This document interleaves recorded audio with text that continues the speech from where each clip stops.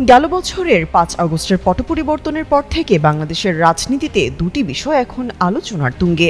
এক, ত্রয়োদশ জাতীয় সংসদ নির্বাচন এবং দ্বিতীয়ত বিএনপির ভারপ্রাপ্ত চেয়ারম্যান তারেক রহমানের দেশে প্রত্যাবর্তন। এরই মধ্যে নির্বাচনের তারিখ ঘোষণা হলেও যেন কৌতূহলের শেষ নেই তারেক রহমানের দেশে ফেরা নিয়ে।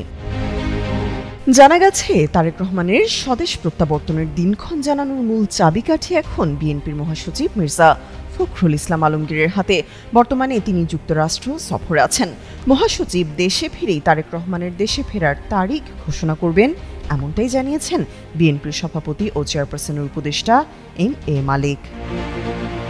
এম.এ. মালেক জানান, যুক্তরাষ্ট্র সফর শেষে মির্জা ফখরুল ইসলাম আলমগীর দেশে ফিরে দলের ভারপ্রাপ্ত চেয়ারম্যানের সঙ্গে আলোচনা করবেন। এরপরই তিনি সংবাদ সম্মেলন ডেকে তারেক রহমানের দেশে ফেরার চূড়ান্ত তারিখ জানিয়ে দেবেন। তারেক রহমানের প্রত্যাবর্তনের জন্য উদ্বিগ্ন বিএনপি এখন এই ঘোষণার অপেক্ষায়। দলের পক্ষ থেকে কয়েক সপ্তাহের মধ্যে তার ফেরার কথা বলা হলেও এখনও নির্দিষ্ট তারিখ চূড়ান্ত হয়নি।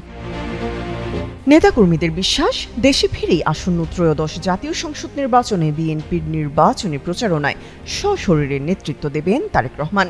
এই প্রত্যাশাকে সামনে রেখে তৃণমূল থেকে কেন্দ্র পর্যন্ত প্রস্তুতি নিচ্ছে বিএনপি। তারই অংশ হিসেবে ধানের শীর্ষের মনোনয়ন প্রত্যাশীরা ইতিমধ্যে ভারপ্রাপ্ত চেয়ারম্যানের সঙ্গে দেখা করতে লন্ডনে ছুটে যাচ্ছেন।